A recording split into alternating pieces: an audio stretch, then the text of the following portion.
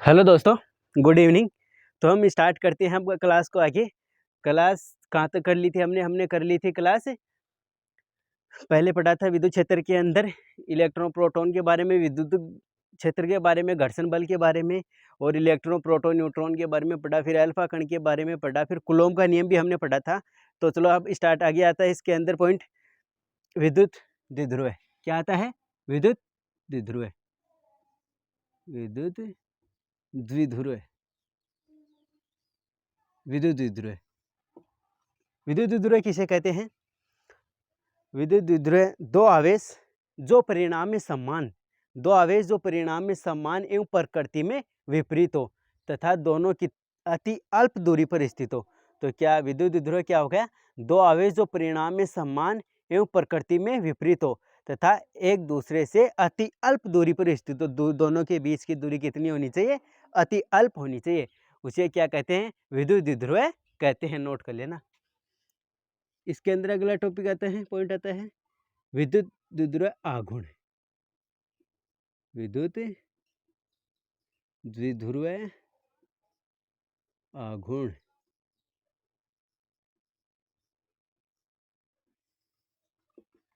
विद्युत द्विध्रुव आघूर्ण।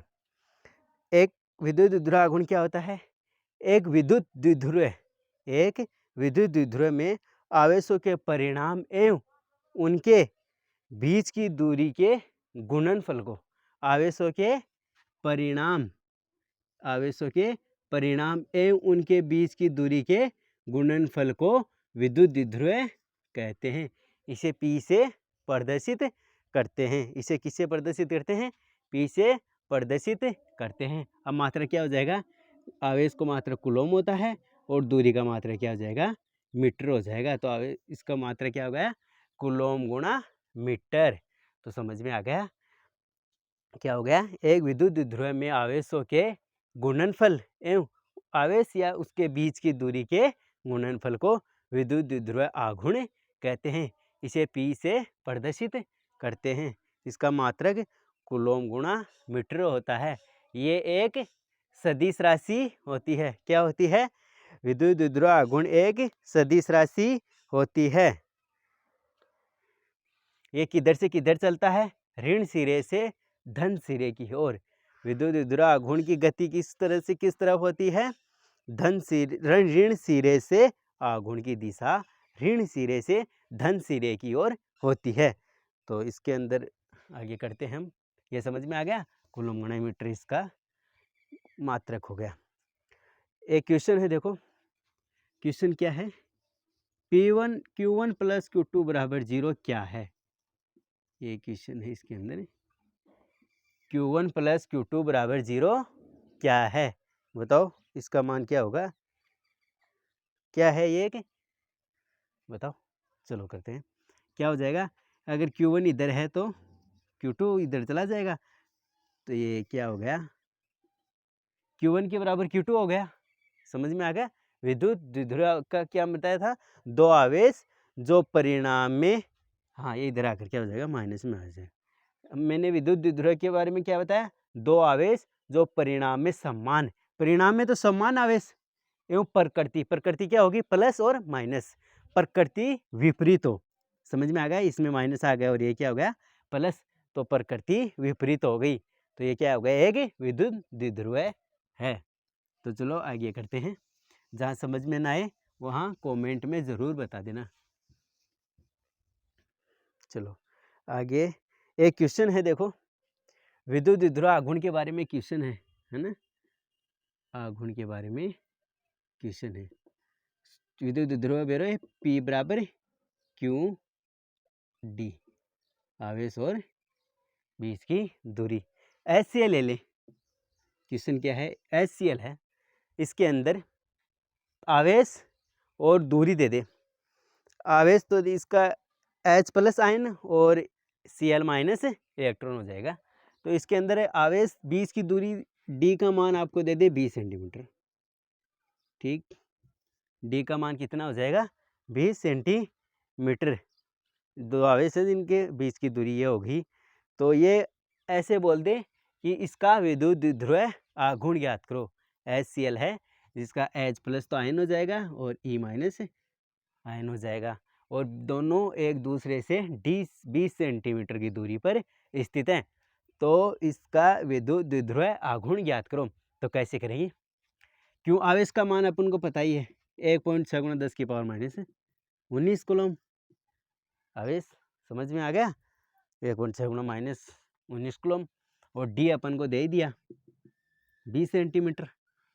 तो पी का मान, पी के अंदर मान रख देंगे, पी बराबर कितना हो जाएगा, क्यों डी मान रख देंगे 1.6 × 10⁻19 कूलम गुणा 20, तो 2 से गुणा कर देंगे, 3.2 कितना हो जाएगा, इसको इधर लेकर आएंगे, 3.2 एक जीरो से एक जीरो उठाए 32, 10 की पावर कितनी हो जाएगी, देखो ये ऊपर जाकर एक ऊपर जाकर हो जाएगी, तो ये हो जाएगी -21 गुणा मीटर मात्रक होता है। ठीक है, आगे समझे, चलो आगे करते हैं। आगे अपन का एक टॉपिक आता है जिसका नाम है परावैद्युतांक या अपेक्षित विद्युतशीलता। क्या है टॉपिक का नाम? आगे टॉपिक का नाम है परावैद्युतांक। अपन ने पहले पढ़ा भी था एप्सिलॉन नॉट, पढ़ा था क्या? ये 3 चीजें होती है, देखो, परावैद्युतांक या अपेक्षित विद्युतशीलता।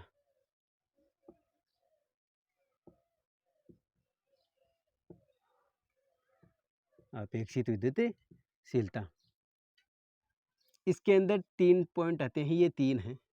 इसके आधार पर इसकी थ्योरी वो पर डेफिनेशन परिभाषा हो जाएगी। क्या कहती है? माध्यम की उपस्थिति, पहले अपन इनको पढ़ेंगे, है ना, इनको पढ़ेंगे। ये अपन ने पढ़ा था, क्या हो जाएगा, निर्वात की विद्युतशीलता। निर्वात की विद्युत, ये क्या हो गई, निर्वात की विद्युतशीलता। और एप्सिलॉन आर क्या होता है, परावैद्युतांक या अपेक्षित विद्युतशीलता। और एप्सिलॉन आर तो परावैद्युतांक या अपेक्षित विद्युतशीलता इसे कहते हैं, ये हो जाएगा। और ये क्या हो जाएगा, माध्यम या निरपेक्ष, माध्यम या निरपेक्ष, ठीक, माध्यम या निरपेक्ष की विद्युतशीलता। इसके आधार पर हम क्या करेंगे, डेफिनेशन करेंगे। एप्सिलॉन आर परावैद्युतांक क्या हो गई, तो क्या कहती है, माध्यम की उपस्थिति, देखो सूत्र क्या है, E बाई में E एप्सिलॉन। तो परिभाषा करें, परिभाषा कैसे हो जाएगी, माध्यम की उपस्थिति में लगने वाला बल निर्वात की उपस्थिति में लगने वाले बल से जितना गुना ज्यादा होगा, जितना गुना, अगर ये ज्यादा होगा तो ये कम होगा, ये कम होगा तो ये ज्यादा होगा। समझ में आएगा? तो क्या करेंगे, अपन ऐसे बोलेंगे कि माध्यम की उपस्थिति में लगने वाला बल, ठीक, इसकी उपस्थिति में, इसकी में नहीं, इसकी उपस्थिति में लगने वाला बल, क्या, माध्यम की उपस्थिति में लगने वाला बल निर्वात की तुलना में जितना गुना कम होगा। समझ में आ गया? अगर अपन ऐसे बोल दें कि निर्वात की उपस्थिति में लगने वाला बल माध्यम की उपस्थिति में जितना गुना ज्यादा होगा, या तो ऐसे बोल दो, ऐसे नहीं तो ऐसे बोल दो, क्योंकि सूत्र के हिसाब से बोल देंगे अपन। क्या बोलेंगे, माध्यम की उपस्थिति में लगने वाला बल निर्वात की तुलना में जितना गुना कम होगा, उसे क्या कहेंगे, एप्सिलॉन आर या परावैद्युतांक या माध्यम की उपस्थिति में निरपेक्ष विद्युतशीलता। ठीक है, इसे एप्सिलॉन आर से प्रदर्शित करते हैं और ये सूत्र हो जाएगा। ठीक है, इसके ऊपर क्वेश्चन भी आते हैं, और चलो क्वेश्चन है तो देखते हैं आगे। समझ में आ गया? ये तीनों चीज याद कर लेना, परावैद्युतांक वगैरह हो गया। इसके अंदर 3 चीजें होती है ना, एक तो माध्यम में होगा, एक किसी धातु के अंदर हो विद्युतशीलता हो गई, और एक निर्वात के अंदर विद्युतशीलता होगी। तो हवा और निर्वात की विद्युतशीलता कितनी होती है, 1। ये 3 चीजें याद कर लेना, हवा या निर्वात में विद्युतशीलता का मान, ठीक, निर्वात में विद्युतशीलता का मान कितना होता है, 1 होता है। क्या हो गया, हवा या निर्वात में विद्युतशीलता का मान 1 होता है। और धातुओं के अंदर कितना हो जाएगा? अनंत। दूसरा क्या है? धातु। धातुओं के अंदर विद्युतशीलता का मान क्या हो जाएगा? अनंत। और जल की शुद्धता,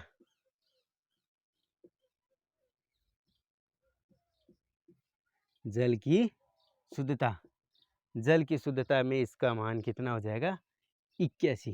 कितना होता है? 81। समझ में आ गया? हवा के अंदर विद्युतशीलता का मान कितना होगा? 1। और धातु के अंदर अनंत होता है, और इसके अंदर क्या हो जाएगा? शुद्ध जल की विद्युतशीलता का मान 81 होता है। ये देखो क्वेश्चन आता है कि कोई भी आपको बल दे दे, बल दे दे और कोई नया बल ज्ञात करवाए। ठीक, कोई आपको बल दे दे और उसके अंदर क्या करवाए? नया बल ज्ञात करवाए, आपको एफ डैश ज्ञात करवाए।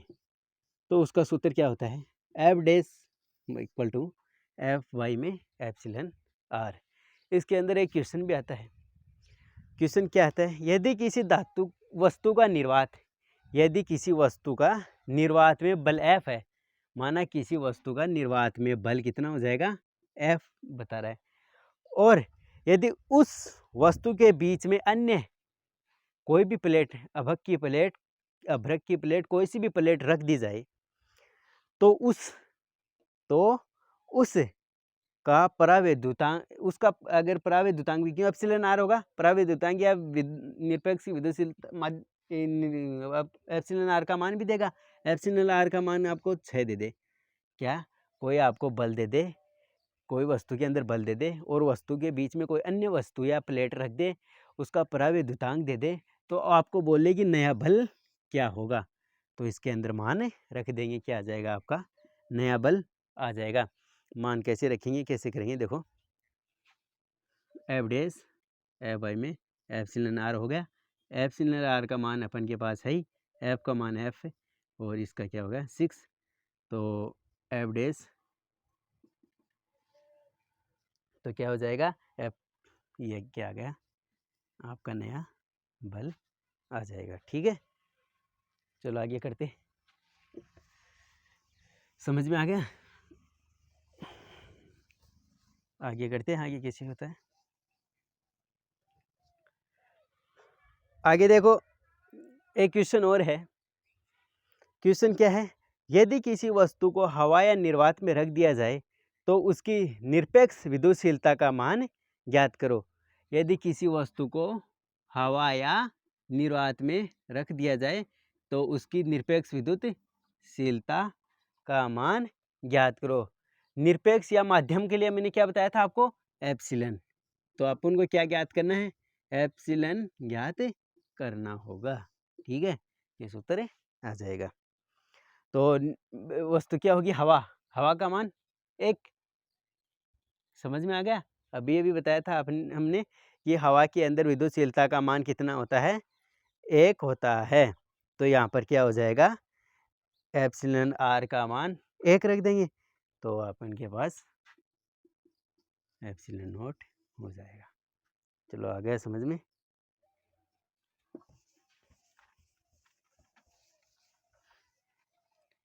चलो आगे करते हैं। आगे क्या है देखो, आगे अपन के पास एप्सिलन आर का मान 1 हो गया और एप्सिलन नोट का मान अपन को के का, जब अपन ने के का मान निकाला था तो एप्सिलन नोट का मान हमने लिखा था 8.85 गुणा 10 की पावर -27 हो जाए -12। हाँ, 8.85 गुणा 10 की पावर -12 हो जाएगा। तो सूत्र के अंदर रख देंगे। एप्सिलन आर का मान 1 है और एप्सिलन नोट का मान ये हो जाएगा। तो एप्सिलन का मान भी कितना आ जाएगा? 12। ठीक है, ये हो जाएगा क्वेश्चन। चलो आगे करते हैं। आगे क्या है? आगे है बहुआवेशों के मध्य लगने वाला बल या अध्यारोपण का सिद्धांत। तो चैप्टर के अंदर, विद्युत क्षेत्र के अंदर अगला टॉपिक आता है हमारा बहुआवेशों के मध्य लगने वाला बल व, या फिर ऐसे बोल देंगे अध्यारोपण का सिद्धांत। तो अध्यारोपण का सिद्धांत क्या कहता है? देखो, ये कोई निकाय ले लें, ये क्या हो जाएगा? निकाय हो जाएगा। ये क्या है? एक निकाय है। इस निकाय के अंदर आवेश ले ले Q1 Q2 Q3 Qn वगैरह सब क्या आ जाएंगे, इसके अंदर आवेश आ जाएंगे और बीच में क्या हो जाएगा Q0। ठीक है, तो इसकी डेफिनेशन कैसे करेंगे देखो।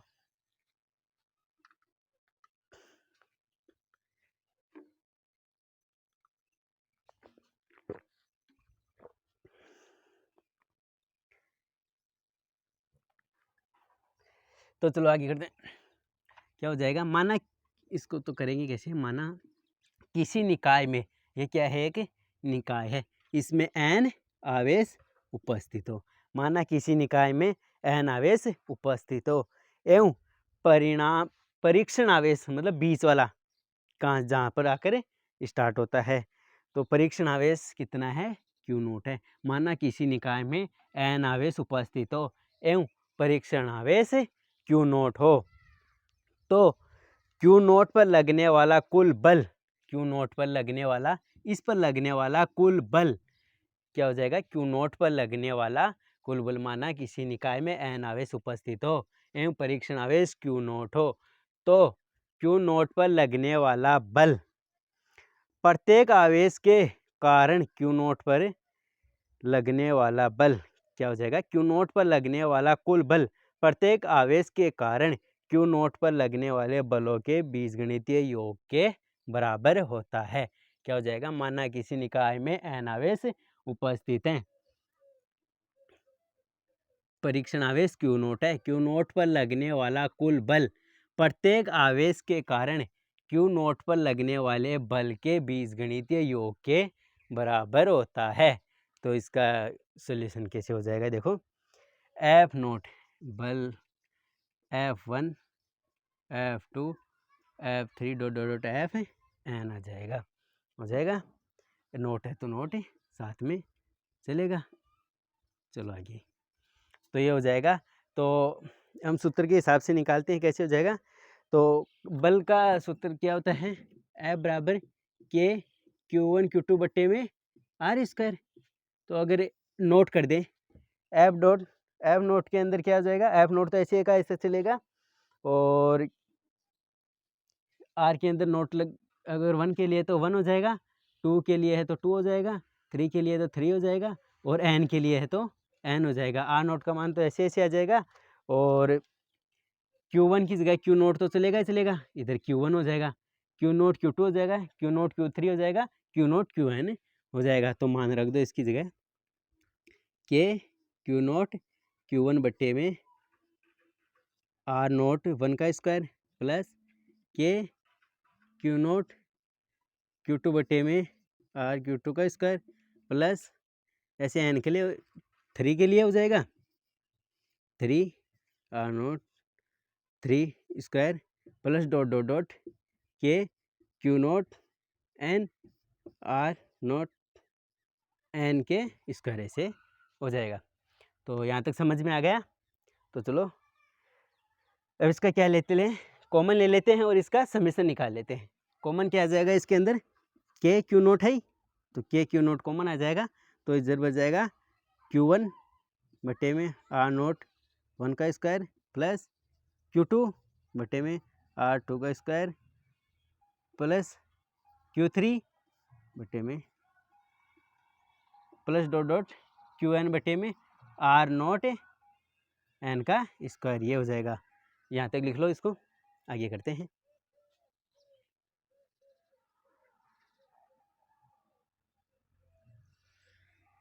हो गया, तो चलो आगे लिखते हैं इसको।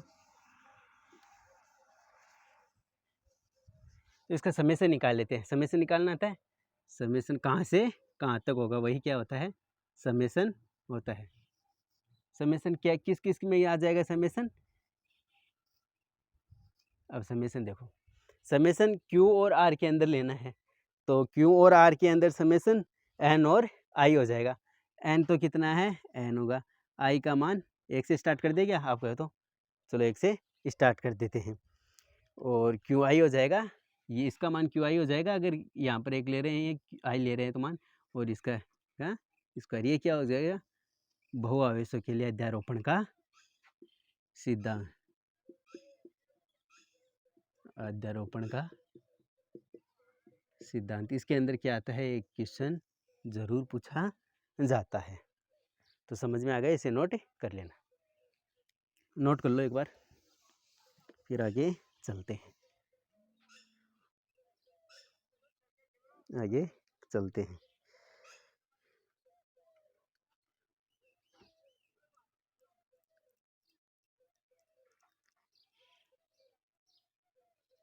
आगे एक क्वेश्चन आता है, कोई कप है, पानी का गिलास होता है ना, कप होता है, उसमें कितना मात्रा में धन तथा ऋण आवेश होते हैं, इसे कैसे ज्ञात करते हैं। देखो ये नोट कर लिया, तो चलो आगे करते हैं। क्वेश्चन क्या है हमारा कि एक कप है, उसके अंदर कितनी मात्रा में धन तथा ऋण आवेश होते हैं।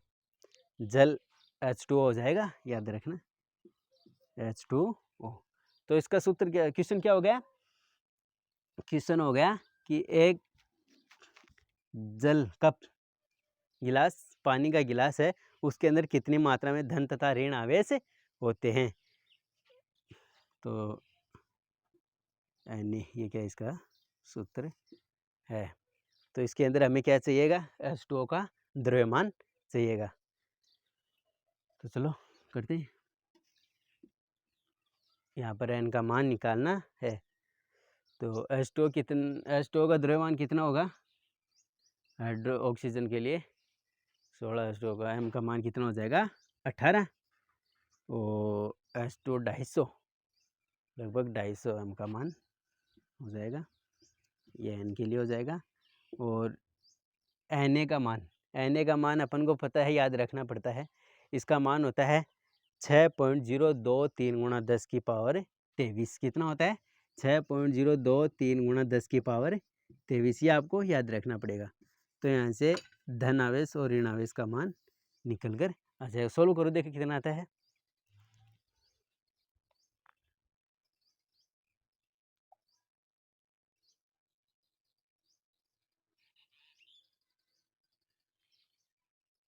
कुल आवेश कितना हो जाएगा 10, कुल आवेश कितना हो जाएगा 10।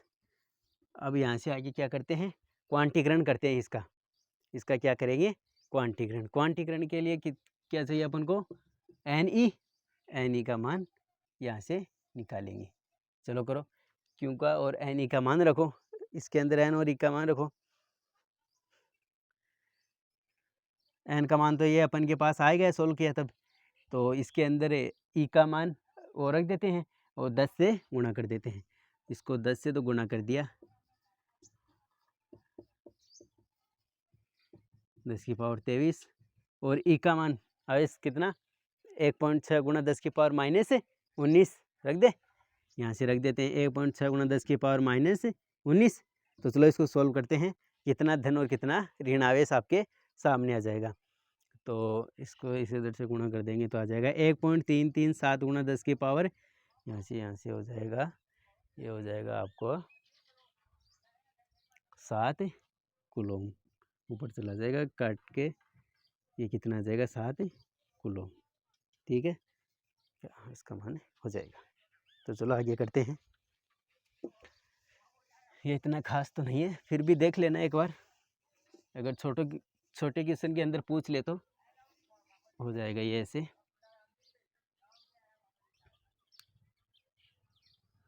चलो इसके अंदर आगे आता है, स्थिर विद्युत की क्या है, स्थिर विद्युत की,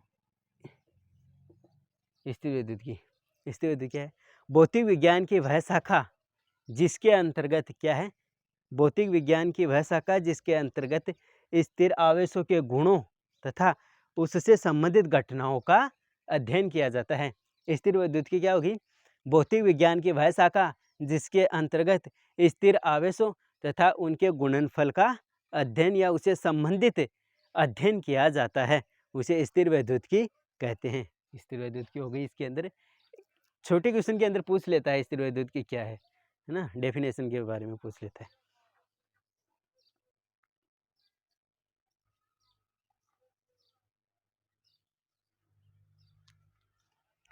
तो अगर समझ में नहीं आए तो बता देना है ना, छोटे क्वेश्चन हैं तो आ जाएंगे।